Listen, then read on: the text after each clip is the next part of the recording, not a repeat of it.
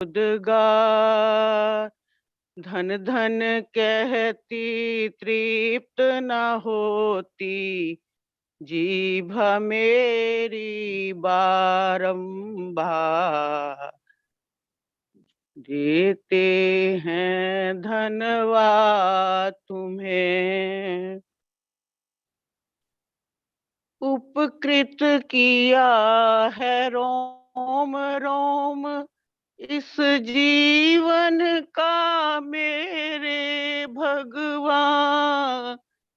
उपकृत किया है रोम रोम इस जीवन का मेरे भगवान।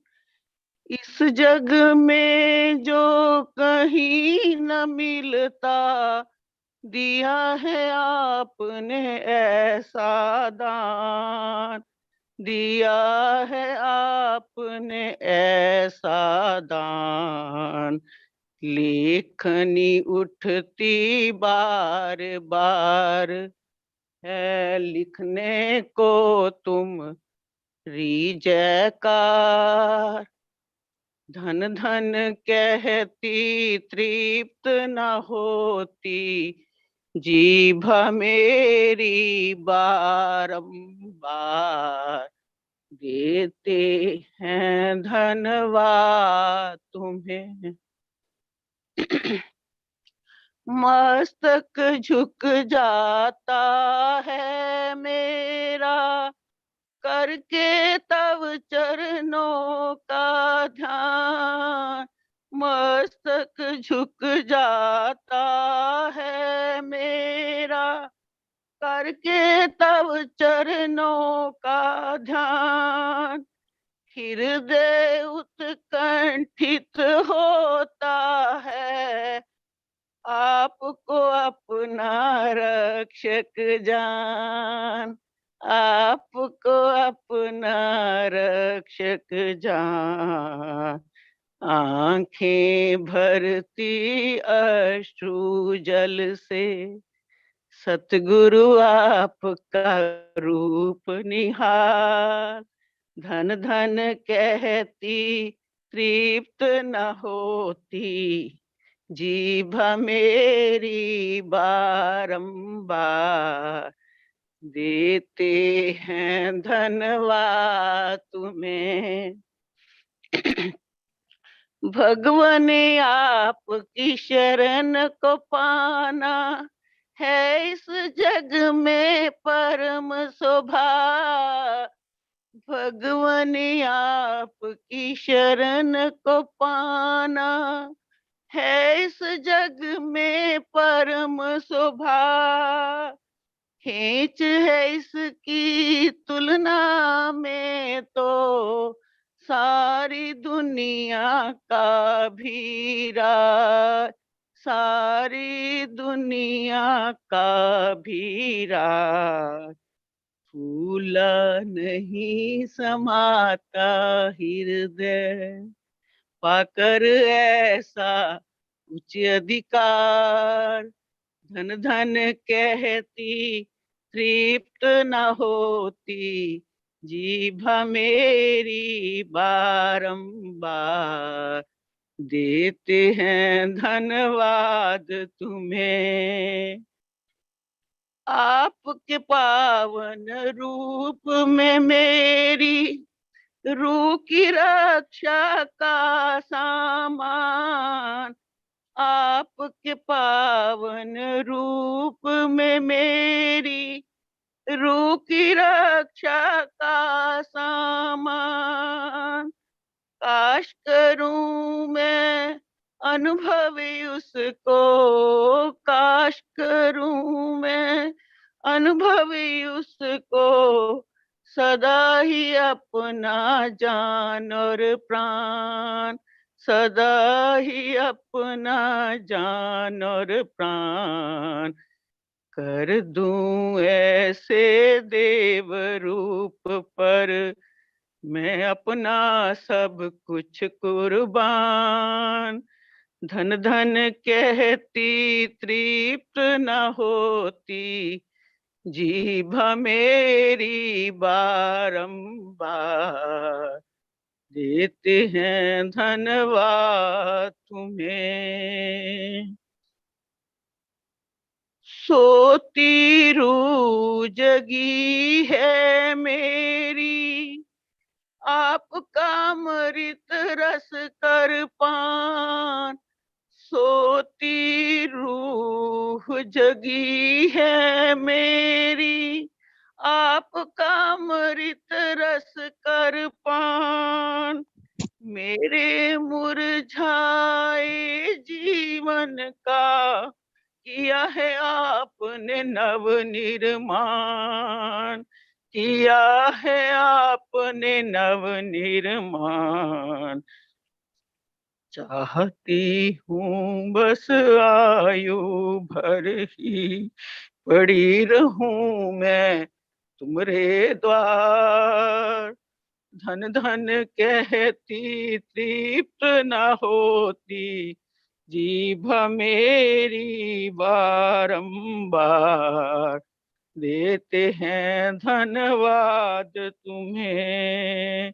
मेरे दिल के सारे उद्गार धन धन कहती तृप्त न होती जीभ मेरी बारंबार, जीभ मेरी बारंबार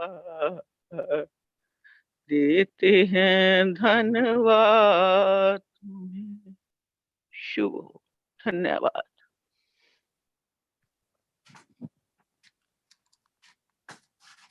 सभी धर्म संबंधियों को मेरा प्रणाम। सबको सदैव की जय। सबका शुभ हो।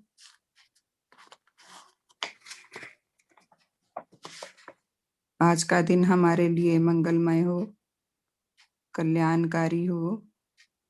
हमारा दिन उच्च गतियों में, उच्च सोचों में, उच्च विचारों में गुजरे, यही मैं अपने लिए और आप सबके लिए शुभकामना करती हूँ। कितने सुंदर भजन हमें उच्च परलोक वासियों ने दिए हैं, कितनी श्रद्धा, कितनी कृतज्ञता से भरे हुए हैं, क्योंकि हमारे परम पूजनीय भगवान देवात्मा है ही ऐसे शुभ और सत्य के अनुरागी, जिनके प्रभावों को पाकर कितने जीवन बदले हैं। तो मैं ऐसी देवात्मा, परम पूजनीय भगवान देवात्मा के चरणों में सिर झुकाकर बारंबार प्रणाम करती हूँ। देते हैं धन्यवाद तुम्हें मेरे दिल के सारे उद्गार। धन धन कहती तृप्त न होती जिह्वा मेरी बारंबार। उपकृत किया है रोम रोम इस जीवन का मेरे भगवान। इस जग में जो कहीं न मिलता दिया है तुमने ऐसा दान। लेखनी उठती बार बार है लिखने को तुम्हारी जयकार। तो कितने सुंदर भाव हैं, और वास्तव में भी भगवान देवात्मा हमारे बहुत बड़े उपकारी हैं। उन्होंने ऐसा ज्ञान दिया है जो दुनिया में कहीं नहीं मिलता। जितनी मर्जी खोज कर लो, संसार के किसी कोने में भी ऐसा ज्ञान नहीं है। तो हम प्रार्थना करते हैं भगवान के चरणों में, परम पूजनीय भगवान देवात्मा, आप ही एकमात्र विश्व गुरु हैं। आप ही पूरे संसार में एकमात्र सत्य उपास्य देव हैं। केवल और केवल एकमात्र आपके ही रूप में धर्म का सत्य ज्ञान उजागर हुआ है। आप विज्ञान मूलक सत्य धर्म के संस्थापक होकर पूरी दुनिया के लिए आध्यात्मिक रोशनी का सूर्य होकर चमक रहे हैं। आपका अद्वितीय देव रूप इस संसार के सब सुखों को देने वाला है और सब दुखों को हरने वाला है। आप सत्य और शुभ के अनुरागी हैं। और ये अनुराग पूरे संसार में फैलाना चाहते हैं, जिससे हम मनुष्यों का आत्म अंधकार नष्ट हो और पूरी मानवता अपने विनाशकारी जीवन से निकलकर विकास के पथ पर अग्रसर हो सके। आप जीवन दाता के रूप में प्रकट हुए हैं। आपने अनेकों दुखों उत्पीड़नों को सहा है। आपने मनुष्य मात्र के कल्याण के लिए अद्वितीय त्याग किए हैं। आपकी रोशनी में इंसान को अपना सही रूप नजर आता है कि वह क्या है।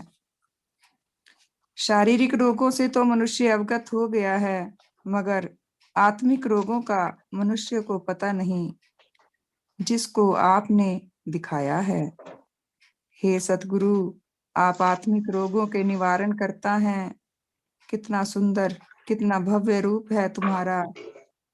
सतशिव सुंदर रूप तुम्हारा, जिसको ध्याऊं हे भगवन, नगर नगर और गांव गांव में इसकी महिमा मैं फैलाऊं हे भगवन। तो हम भगवान से बल मांगते हैं कि हम दुर्बल इंसान आपकी शरण में हैं। आपका शुभ हो, आपका मंगल हो। आप हमारा शुभ करें, मंगल करें। धन्यवाद देते हैं कि आपने हमें अपने श्री चरणों में स्थान दिया है। धन्य है आप, हे सतगुरु, धन्य है आप। आपका शुभ हो।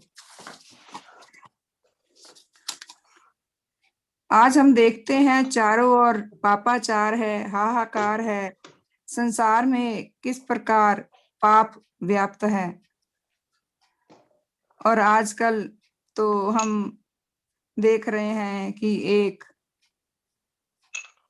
बंदे का अहम ही उसको कितना गिरा रहा है कि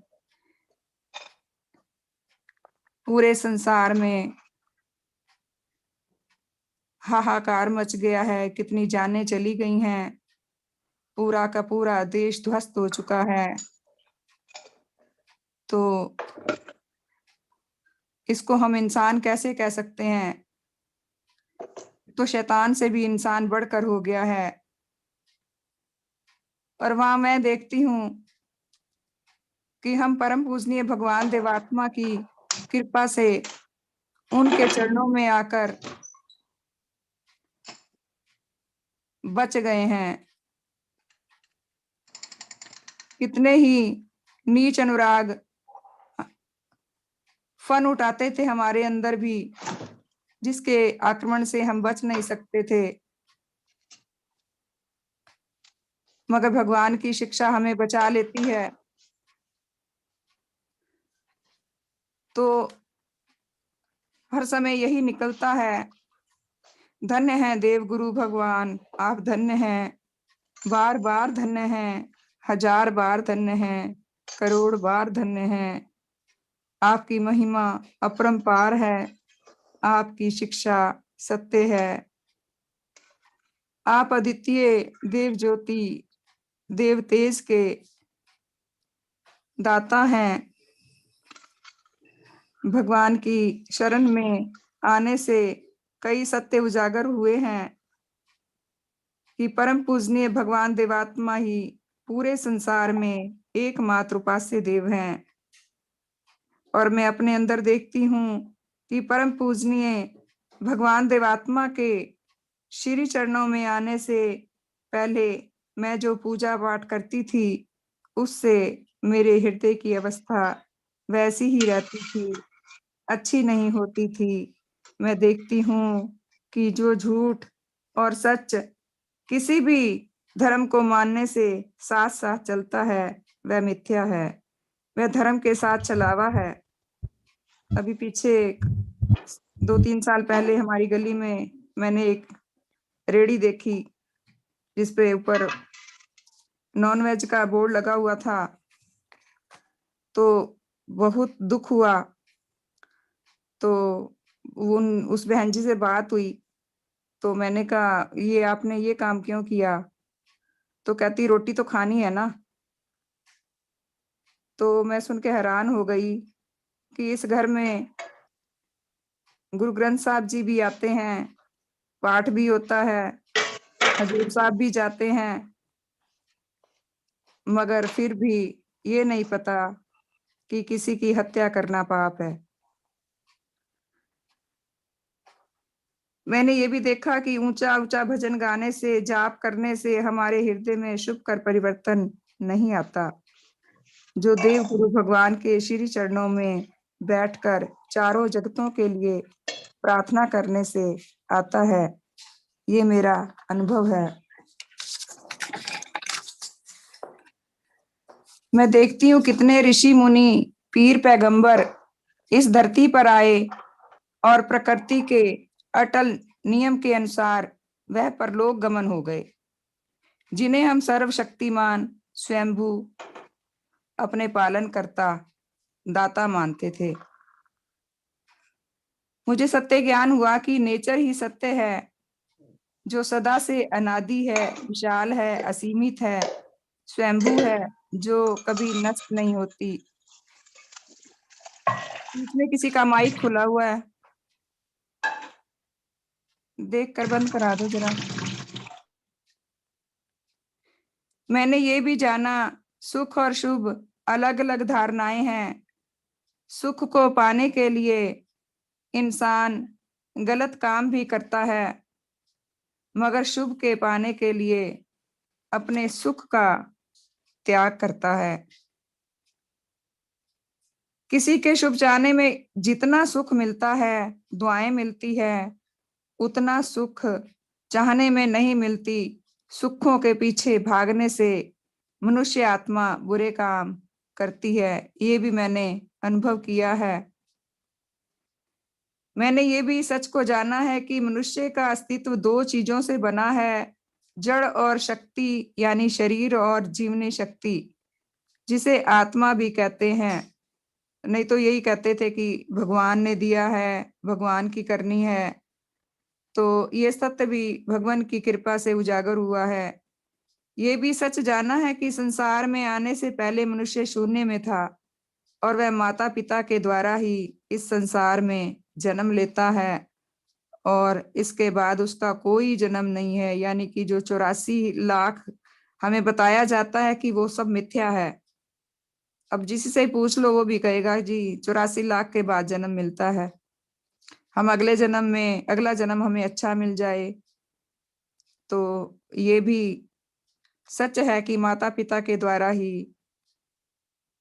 बच्चे का जन्म होता है।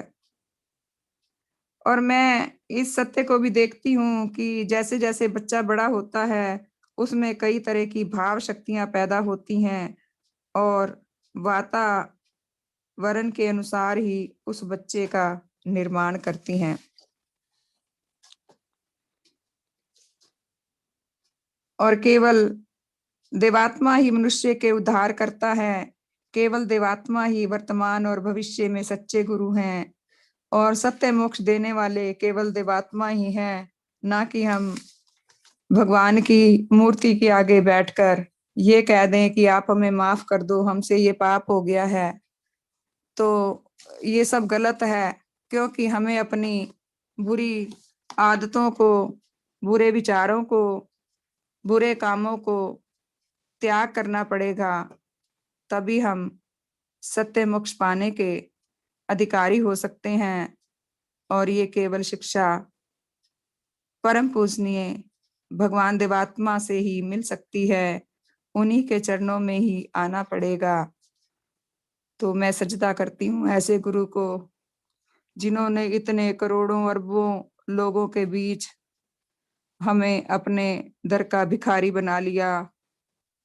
इतनी सुंदर महान आत्मा, धन्य है देव गुरु भगवान, धन्य है आप, बार बार धन्य हैं। तो मैं ये परलोक संदेश मैंने लिया है, मेरा क्या बनेगा, ये 14 जनवरी 2006 का है। तो मैं रोसलानी परिवार को भी प्रणाम करती हूँ। उनका हर प्रकार से शुभ हो और परम पूजनीय भगवान देवात्मा का आशीर्वाद प्राप्त हुआ और उन्होंने अपनी मेहनत से, अपनी लगन से, श्रद्धा से जो भगवान से जुड़े, तो भगवान की बरकतों ने माला माल किया उनको। आज का विषय लेते हैं, मेरा क्या बनेगा। इंसान अपने आप से रोज यह सवाल करता है, बल्कि और ज्यादा सटीक तरीका इसे कहने का यह भी होगा कि उसकी आत्मा रोज उससे पूछती है कि मेरा क्या बनेगा। और ये सही है, क्योंकि मैं भी ऐसा कितनी बार बोलती हूँ कि मेरा क्या बनेगा, सुदेश तेरा क्या बनेगा। तो हर पल हमारे सामने एक चुनाव है, हर पल, और चुनाव यह है कि हम वह पल विकासकारी शक्तियों को देना चाहते हैं या विनाशकारी शक्तियों को। हमारा हर पल कीमती है, हर पल महत्वपूर्ण है, क्योंकि आप लाख कोशिश कर लो मगर एक भी पल वापस लौट कर नहीं आने वाला। जिंदगी इन्हीं पलों की एक लंबी लड़ी है और इसे हर पल हम खर्च करते जा रहे हैं। तो ध्यान तो जाता है कि आज का दिन हमने किन कामों में गुजारा, कोई गलती हो गई हो या गलती की है या नहीं की है, तो ये भगवान की कृपा से हर समय चलता रहता है अंदर। कंप्यूटर शब्दावली का एक शब्द है डिफॉल्ट वैल्यू, अर्थात यदि आप कोई चुनाव स्वेच्छा से ना करें तो भी एक चीज अपने आप सिलेक्ट हो जाती है कि वह डिफॉल्ट सेटिंग है। बदकिस्मती से मनुष्य आत्मा की फितरत सुख अनुरागी है, उसके सारे डिफॉल्ट सुख मूलक हैं। आप वक्त पर उठने का प्रयास ना करें तो शरीर को तो घंटों नींद में पड़े रहने की ही आदत है और उसे आनंद आता है। जहां तक कि नींद खुल जाने के बाद भी वह बिस्तर पर कंबल के अंदर सुस्ताना चाहता है, क्योंकि यही उसकी डिफॉल्ट वैल्यू है। हमारा दिमाग भी कंप्यूटर की तरह ही प्रोग्राम किया हुआ है और उसकी जो डिफॉल्ट वैल्यू है, नियत है, वो सारी सुख मूलक है। खाना खाने बैठो, वक्त पर बस ना करो तो जीभ की स्वाद पिपासा तो एक के बाद दूसरा व्यंजन खाते जाने की है। चाट कितनी ही खा लो पेट भर जाता है पर दिल नहीं भरता, क्योंकि डिफॉल्ट वैल्यू स्वाद अनुराग को पाने की है। अपनी नैतिक और आचार संबंधी बातों को साफ सुथरा चमकदार नहीं रखो तो हर प्रलोभन पर फिसलना आसान है। जैसे कि हमारा उद्देश्य है कि हमने लालच नहीं करना है, मगर किसी ने कोई लालच दिया तो डिफॉल्ट वैल्यू वहां काम करी, काम किया डिफॉल्ट वैल्यू ने, तो वो हम प्रलोभन जो मिलता है हमें, हम उस पर फिसल जाते हैं और अपने उद्देश्य को या अपने लक्ष्य को भूल जाते हैं। यदि तुम हर पल नैतिकता की तरफदारी नहीं करो तो किसी से 50 रुपए रिश्वत लेने से भी नहीं रुक पाएगा तुम्हारा विवेक, क्योंकि चुनाव तो हमारे हाथ में है, लेकिन डिफॉल्ट वैल्यू धन अनुराग का साथ देने की है। यारों दोस्तों से मिलने में सभी को आनंद आता है, मगर अच्छी और शुभ की प्रेमक संगत खोजने का चुनाव हमारा है। सत्संग और धर्म संबंधियों से मिलकर हितकर बातचीत करने में रस लेने का चुनाव हमारा है। यदि हम पल पल सही चुनाव ना करें तो डिफॉल्ट वैल्यू तो गलत संगत में पड़कर नशे, शराब, सिगरेट और जुआ, व्यभिचार में रम जाने की है। हम देखते हैं कि लोग टीवी देखते हैं तो सारा सारा दिन ही देखते रह जाते हैं, 2-2 3-3 घंटे। जब मैं पहले टीवी देखती थी तो मेरे को आदत थी, मैं काम को छोड़कर भी टीवी देख लेती थी, काम लेट हो जाता था। अब मैं टीवी बिल्कुल नहीं देखती, मुझे आदत ही नहीं रही टीवी देखने की। तो वही देखती हूँ कि थोड़ा सा टाइम है, चल कुछ पढ़ ले। तो नेचर के विकास क्रम को आगे बढ़ाने की जिम्मेदारी तुम्हारे हाथ में है। मनुष्य आत्मा में और देवात्मा में इस फर्क को समझो। देवात्मा में सारी डिफॉल्ट वैल्यू सत्य और शुभ के साथ देने की है। देवात्मा को असत्य और अशुभ का साथ देने के लिए मेहनत लगती है और उन्हें यह नागवार गुजरता है। जैसे हम शुभ और सत्य का साथ देने में हमें मेहनत लगती है, ऐसे ही देवात्मा को अशुभ और असत्य का साथ वो तो देते ही नहीं है, वो तो इनसे बहुत दूर है, सत्य असत्य और अशुभ से। सत्य और शुभ का साथ देना उनकी फितरत है। असत्य और अशुभ के प्रेमक भाव देवात्मा में बीज रूप में ही नहीं आए, मगर ऐसा नहीं था कि इस वजह से देवात्मा के लिए सत्य शुभ की राह पर चलना आसान था। यह रास्ता मुश्किल इसलिए है कि विरोधताएं होती हैं। लोग भरसक प्रयास करते थे शारीरिक और मानसिक कष्ट देने का, मगर देवात्मा के लिए ऐसे विरोधियों का बुरा चाहना भी संभव नहीं था। यह देवात्मा की फितरत के खिलाफ है। वह हर हाल में सत शिव सुंदर का ही साथ देना चाहते थे। जैसे भगवान कहीं भी उद्बोधन करते थे, कहीं भगवान के लेक्चर होते थे या सभाएं होती थी, तो जो विरोधी जन होते थे वो उनकी टेबल तोड़ देते थे, उनकी लाइटें बंद कर देते थे, ईंटें पत्थरों से मारते थे। एक बार भाई अमर सिंह जी को पत्थर भी लग गया था, तो भगवान को कितना कष्ट झेलना पड़ा। सिर्फ इस दुनिया को सुंदर बनाने के लिए, सत्य और शुभ देने के लिए उन्होंने कितने कष्ट उत्पीड़न सहकर पहले सत्य और शुभ को जिया, और फिर वो अनुरागी थे सत्य और शुभ के, और वह अनुराग हमारे में भी पैदा करना चाहते हैं, जिससे हमारी नीच गतियां गारत हों और हमारा परिवार, हमारा समाज, हमारा देश सुंदर हो। आज इसी सुंदरता के ना रहते हुए संसार में पापाचार बहुत बढ़ गया है। प्रार्थना करती हूँ कि भगवान देवात्मा का ये आविर्भाव पूरे संसार में सबको पता लगे और शिक्षा घर घर फैले, तो ही बच सकते हैं। नहीं तो कितने मर्जी कानून बना लो, कितने मर्जी जेल में भेज दो, पुलिस मारपीट करे, कुछ भी बदलाव नहीं है। नेचर क्रमागत विकास कर रही है। नेचर डिफॉल्ट्स को बदलने का प्रयास कर रही है। प्रकृति तो चाहती है कि सैकड़ों हजारों देवात्मा जन्मे ताकि इस पृथ्वी पर देव राज आ सके, मगर यह क्रमागत विकास एवोल्यूशन के अधीन है। इसमें वक्त जरूर लगेगा। जितने ज्यादा लोग प्रकृति के विकासकारी क्रम का साथ देंगे, प्रकृति के लिए उस मंजिल पर पहुंचना उतना ही आसान होता जाएगा।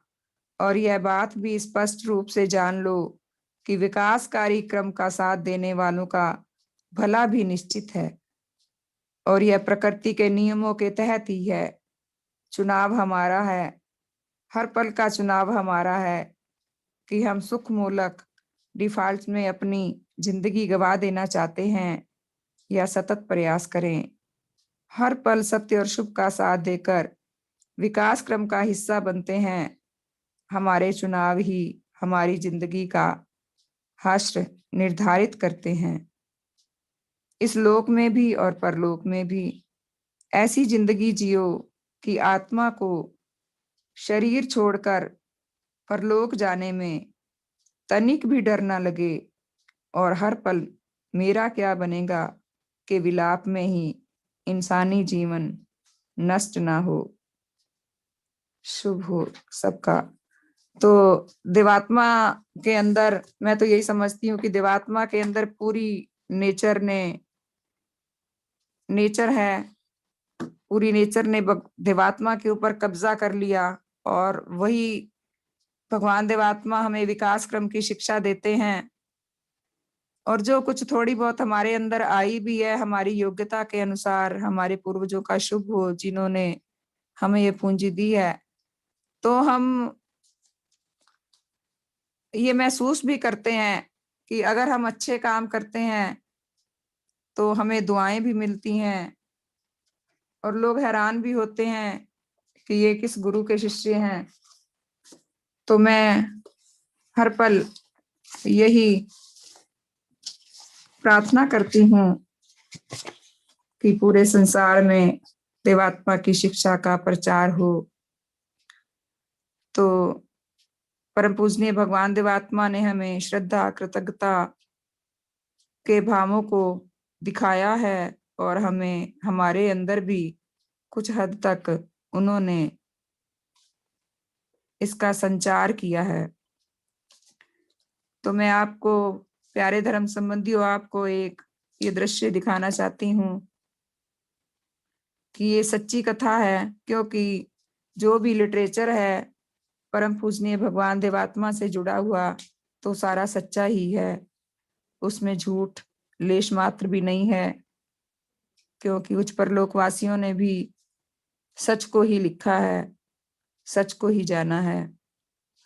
तो एक लड़की की सच्ची कथा है, उसको पिता ने बहुत मारा, पुलिस ने बाप का कोर्ट में चालान कर दिया। जिस दिन सुनवाई हुई और बाप और बेटी दोनों कोर्ट में वर्तमान थे, तब जज साहिब ने लड़की से पूछा, क्या तुमको बाप ने मारा है? लड़की ने सच कह दिया कि हाँ जी मारा है। फिर जज ने कहा कि क्या फिर तुम्हारे बाप को मैं जेल भेज दूं? तो उस लड़की के अंदर कृतज्ञता का भाव था। उस लड़की ने बिल बिलाकर कहा, नहीं जी जज साहिब, इनको जेल में बिल्कुल ना भेजे, यह मेरे पिता है। ज्यों ही बाप ने बेटी का भाव प्रकाश सुना, त्यों ही वह विवश फूट पड़ा। जज साहिब ने बाप से पूछा, फिर तो नहीं मारोगे? तो उसने तर आंखों से भरे दिल से कहा कि बिल्कुल नहीं। जज ने लड़की से पूछा कि तुम बाप को माफ करती हो? तो लड़की ने खुद कह दिया कि हाँ मैं इनको माफ करती हूँ। यह कहकर वह पिता की ओर भागी और उनके गले लगकर बहुत रोई। पिता भी फूट पड़े, कोर्ट में जितनी भी आदमी थे वह रो पड़े, जज के भी आंसू आ गए। पुलिस वाले जो कठोर दिल के कहे जाते हैं, उनका दिल भी हिल गया और कोर्ट में एक स्वर्गीय दृश्य उत्पन्न हो गया। तो बेटी के उच्च भावों ने पिता को जेल जाने से बचाया और एक परिवार को बर्बाद होने से बचा लिया। पिता पुत्री के अनमेल की अवस्था को दूर किया और संसार को उत्साहित करने के लिए एक सुंदर दृष्टांत उत्पन्न किया। उच्च भाव की कैसी विचित्र लीला। तो देवात्मा भी हमारे अंदर ऐसे भावों को लाना चाहते हैं। तो ये था कृतज्ञता का दृश्य। अब कृतघ्नता को देखिए।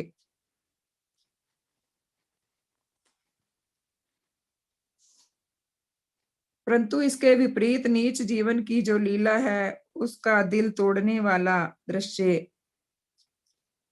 भारत की राजधानी दिल्ली में एक और बेटी के जीवन से उत्पन्न हुआ। यह पिता की एक ही पुत्री थी। जब इस लड़की की माता उसकी बाल्यावस्था में मर गई, तो पिता ने इसलिए दूसरा विवाह नहीं किया कि विमाता सौतेली माँ कन्या को दुखी रखेगी। जब कन्या बड़ी हुई तो उसके दयावान पिता ने उसका विवाह बड़े धूमधाम से किया और अपनी संपत्ति का अच्छा भाग पुत्री के नाम करके उसको दे दिया। वह पुत्री और उसका पति सुखी जीवन व्यतीत करने लगे, परंतु धीरे धीरे दोनों के जीवन में लोभ ने सिर उठाया। दोनों के दिल में आया, पता नहीं पिता कब तक जिएगा, हमें चाहिए उसका बाकी का धन भी अपने कब्जे में कर ले। में कई तजवीजें सोचते रहे, अंत में दोनों इस नतीजे पर पहुंचे कि पिता को खत्म किया जाए। इस भयानक उद्देश्य को पूरा करने के लिए एक साजिश की गई। अपने एक संबंधी को साथ में मिलाकर उस उपकारी पिता के जीवन को खत्म करने के लिए उनके घर पहुंचे। उनको यह अनुभव ही नहीं होने दिया कि हम तुम्हारा खात्मा करने आए हैं। अंत में रात को उन पर आक्रमण किया। लड़की ने पिता की टांगे पकड़ी और दामाद ने बाहें, और रिश्तेदार ने उसका गला काट दिया। ज्यों ही अपराधी पकड़े गए और यह घटना पूरे पत्रों में छप गई, त्यों ही जगह जगह सनसनी फैल गई। तो कितना आपराधिक दृश्य है, और आजकल तो ये आसपास ही मिल जाता है। अखबारों में, टीवी में देखें तो कृतघ्नता के तो रोज ही दृश्य दिखाई देते हैं। तो अब मैं अपनी वाणी को विराम देती हूँ। तो सबका शुभ हो। मेरे से कोई गलती हो गई हो, क्योंकि मैं गलती का भंडार हूँ, तो क्षमा करें। अब अशोक जी से मैं रिक्वेस्ट करती हूँ कि वो अपने विचार रखें।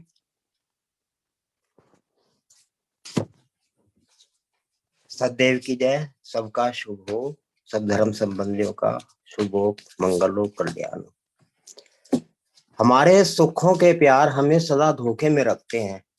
उनका जो जादुई दिलचस्प है, उनको तोड़ना हमारी अपनी शक्तियों से संभव नहीं। बड़ी विचित्र सामर्थ्य है हमारे सुखों के प्यार में, हमें धोखे और मीठी बेहोशी में रखने की। जिन विश्वासों में, जिन धारणाओं में और अपने और दूसरों के बारे में जिन अनुमानों में हमें सुख मिलता है, उन्हें हम ठीक समझते हैं। यद्यपि सच्चाई कुछ और होती है। हम शमशान में चिताएं जलती देखते हैं, अपने प्यारे और अजीजों को, बूढ़ों, युवकों और बच्चों को अचानक मृत्यु का ग्रास बनते देखते हैं। कितनों की अर्थी अपने हाथों से शमशान में ले जाते हैं और अपने हाथों से उनकी चिता तैयार करके उसमें आग लगा देते हैं। परंतु हमारे सुखों के नशे हमें यह विश्वास नहीं करने देते कि हमारे लिए भी यह घड़ी कभी भी आ सकती है। हमें तो यही विश्वास करने में सुख मिलता है कि अभी हमारे कई साल और हैं। मृत्यु की घड़ी अचानक आ जाती है और पछतावों से भरे दिल के साथ हमें इस संसार से विदा होना पड़ता है। हमारे सुख हमें इस धोखे में रखते हैं कि अभी तो कुछ और कमा लेते हैं, कुछ और दुनिया के काम काज पूरे कर लेते हैं, बच्चों की, पोते पोतियों की, परिवार की सेवा कर लेते हैं। परंतु हाय नामुराद बीमारी, जिसका स्वप्न में भी ध्यान नहीं था, आ दबोचती है। दुर्घटना किसी अंग को बेकार कर देती है और हम दूसरों के मोहताज हो जाते हैं। रोने धोने और पछताने के सिवाय हमारे हाथ पल्ले कुछ नहीं रहता।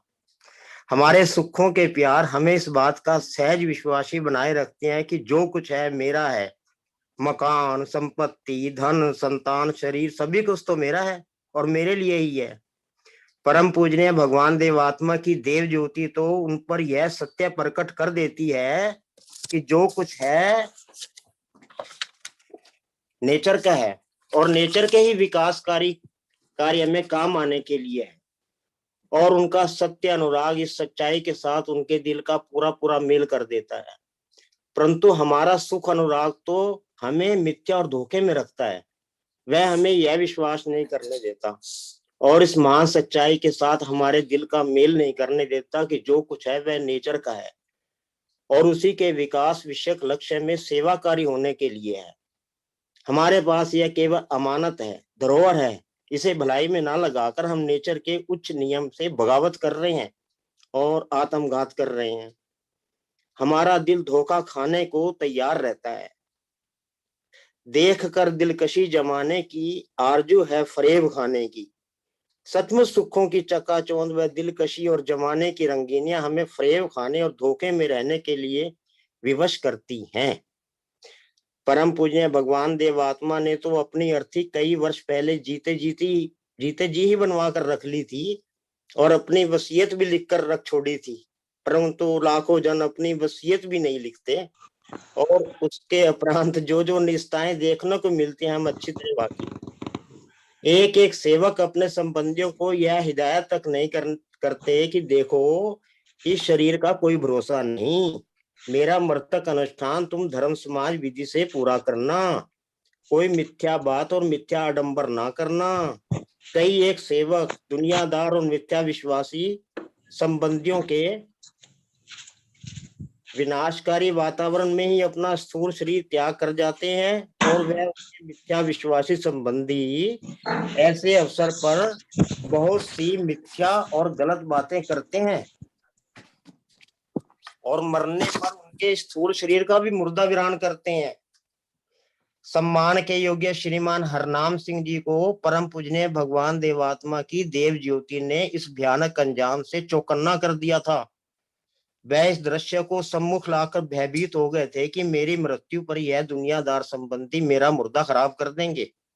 वह लिखते हैं, जब मेरे दिल में यह आकांक्षा उत्पन्न हुई और बार बार भगवान के लेखों के पाठ विचार वह उनकी देव ज्योति और देव तेज को पाकर यह आकांक्षा बढ़ी कि यह कहलाने वाले नीच सुख अनुरागों के बंधुए स्वार्थी मनुष्यों, मित्रों और रिश्तेदारों के हाथों में मरना नहीं चाहता, जिन्होंने मेरे मरने के समय यह तोषा देना है कि चार पाई से घसीट कर नीचे फेंकना है, रोने पीटने और चिल्लाने से मेरे सूक्ष्म शरीर को बनने नहीं देना। मैं अपने साथ होने वाले भयानक दृश्य को अनुभव करता था, इसलिए मैं चाहता था कि शीघ्र से शीघ्र अंधविश्वासी संबंधियों के हाथों से निकलकर नीच राग और नीच घटनाओं से बचाकर मेरे भीतर चलते समय अच्छे भाव और अच्छी प्रेरणाएं उत्पन्न करने वाले धर्म संबंधियों के हाथों में मेरा ध्यान तो मैंने अपनी जायदाद और महल माड़ियां बाग बगीचा संबंधियों को देना आरंभ किया। भिन्न भिन्न सामान जो मेरे साथ जाने वाले नहीं थे दूसरों को दे दिए। मैंने सोचा कूच का समय निकट आ रहा है, इन असार पदार्थों स्त्री और बेटे, पोते पोतियों, धोते धोतियों और बिरादरी के संबंधी और मेल जोड़ रखने वाले दोस्तों और मित्रों को जीते जी छोड़कर मोह बंदरों को तोड़ने की परीक्षा करके देखूं कि मैं क्या हूं और कितने पानी में हूं। यूं भी तो यह जुदा होने वाले सामान और संबंधी एक दिन नेचर तुमसे छीन ही लेगी। अब अपने भगवान की रोशनी और बल को पाकर मैंने इनको छोड़कर किनारा कशी कर ली है, अपने आप को बेहद सौभाग्यवान अनुभव कर रहा हूं। हमारे सुख अनुराग हमें नीच लक्ष्य का सहज विश्वासी बनाए रखते हैं।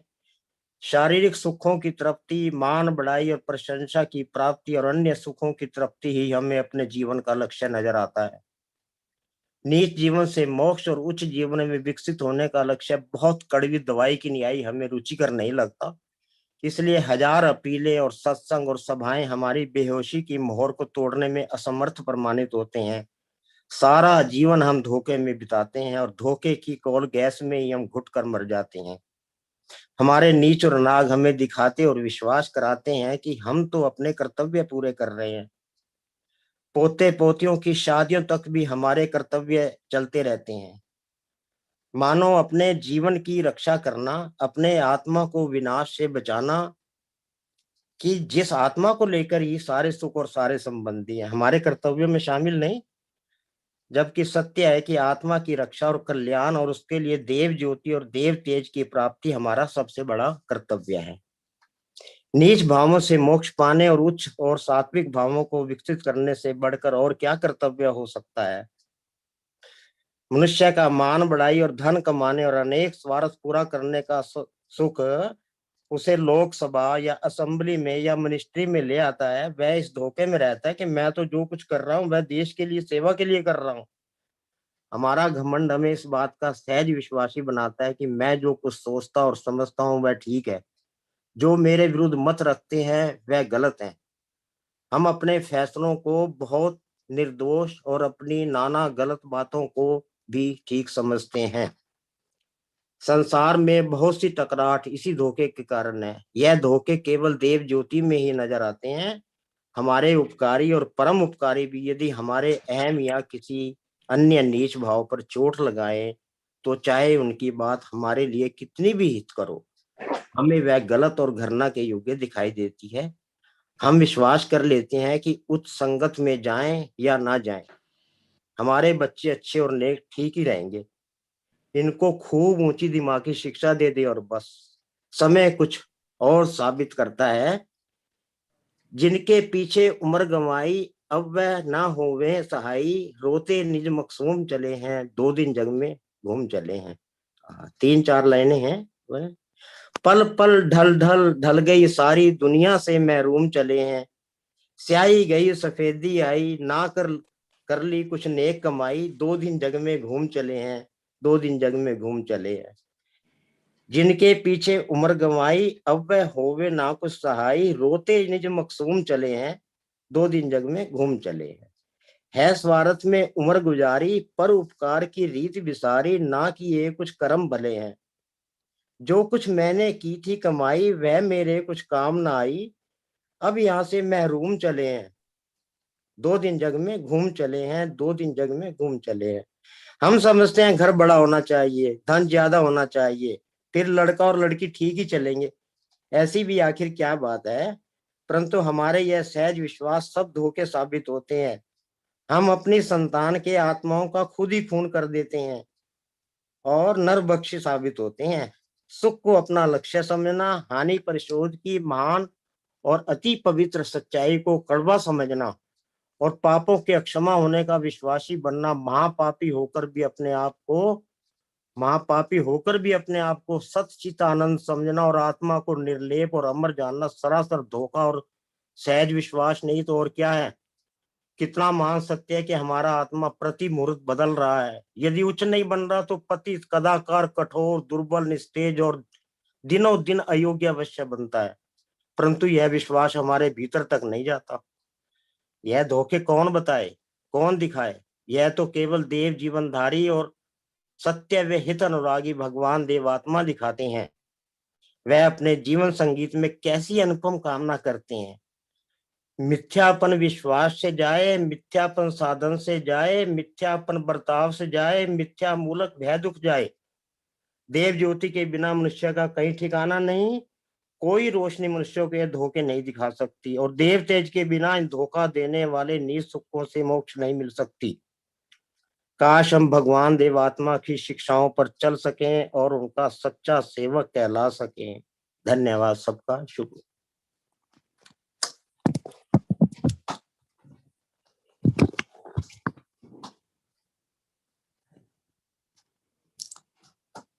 सबका शुभ हो। अब हम शुभकामना करते हैं। परम पूजनीय भगवान देवात्मा का शुभ हो, उनके माता पिता, दादा दादी, नाना नानी, अन्य महान पूर्वजों का हर प्रकार से शुभ हो। हमारे सभी धर्म संबंधियों का, उनके परिवारों का, बच्चों का, जो परलोक में हैं, उच्च कर्मचारियों का शुभ हो और जो इस लोक में हमारे धर्म संबंधी हैं उन सब का, उनके परिवारों का, बच्चों का हर प्रकार से शुभ हो। हमारे बहन भाइयों का, उनके बच्चों का, परिवारों का, हमारे बच्चों का, उनके परिवारों का, सगे संबंधियों का, चारों जगतों का, भौतिक जगत, वनस्पति जगत, पशु जगत, मानव जगत का शुभ हो। पूरे विश्व का शुभ हो। जिन्होंने हमें इस दर पर लाए हैं, जो हमें सम्माननीय श्रीमान, श्रद्धा व सम्मान के योग्य उच्च कर्मचारी श्रीमान जवाहरलाल जी का परलोक में हर प्रकार से शुभ हो, उनका विकास हो और ये जो हमें साधन की सेवा उन्होंने दी है वो हम अच्छे से कर सकें, सभी धर्म संबंधी इससे जुड़े रहें और अधिकारी आत्माएं और अनाधिकारी आत्माएं जो हैं उनके अंदर भी भगवान देवात्मा की निराकांक्षित ज्योति पहुंचे और उनका भी कल्याण हो, ताकि सब मिलकर भगवान देवात्मा की शिक्षा को हम घर घर में पहुंचा सकें। सभी का शुभ हो। सत्य धर्म बोध मिशन जो हमारा जीवन पथदर्शक है, हमारा मिशन ये दिन दुगनी रात चौगनी तरक्की करे। इसमें जितनी भी सेवाकारी आत्माएं हैं उन सब का शुभ हो। परम सम्मान के योग श्रीमान नवनीत जी, उनके परिवार का, माता जी का हर प्रकार से शुभ हो, भला हो, मंगल हो। तो मैंने अपनी टूटी फूटी योग्यता से जो भी भगवान की महिमा का गान किया है उसमें गलती हो तो कृपया क्षमा करें। सभी का शुभ हो। और अब हम भगवान का जय घोष करते हैं। भगवान देवात्मा की जय, भगवान देवात्मा की जय, भगवान देवात्मा की जय, भगवान देवात्मा की जय। सबका शुभ हो। अब मेरा अनुरोध है, जिसने भी अपने भाव प्रकाश करने हो तो वो कर सकते हैं। सबका धन्यवाद। सबका शुभ हो। श्रीमान प्रेम रोचलानी जी का माइक ऑन था। श्रीमान जी, आप कुछ कहना चाहेंगे?